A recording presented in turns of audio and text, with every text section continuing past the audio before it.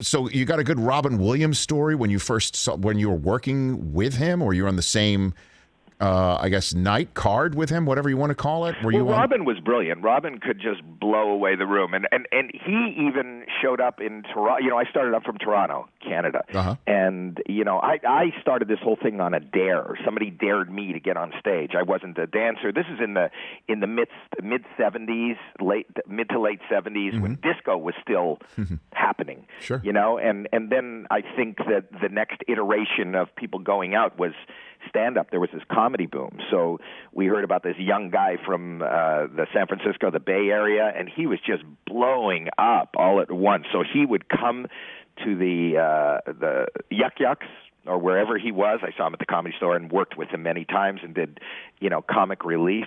But just the unabashed brilliance of just whatever comes into mind with no pre-thought or editing. It was just this brilliance, just, you know, streaming out of him. For me, the big thing was when I went to the Comedy Store and finally ended up at the Comedy Store was I was watching Richard Pryor every single night get on stage and hash out what eventually became Live on the Sunset Strip, which is one of the most seminal, you know, pieces of comedy concerts there is. I think that's probably the impetus for people like Eddie Murphy and Chappelle, you know, and me.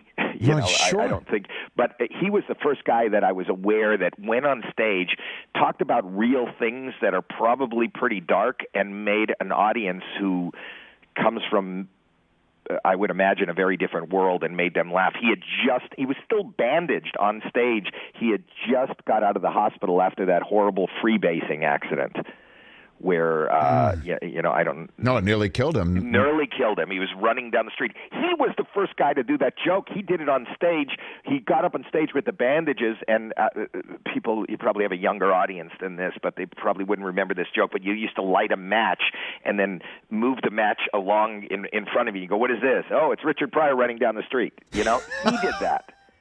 He did that on stage with the bandages still on. Yeah, Saget said the first MC that when he was there at the Comedy Store for his first night was Letterman.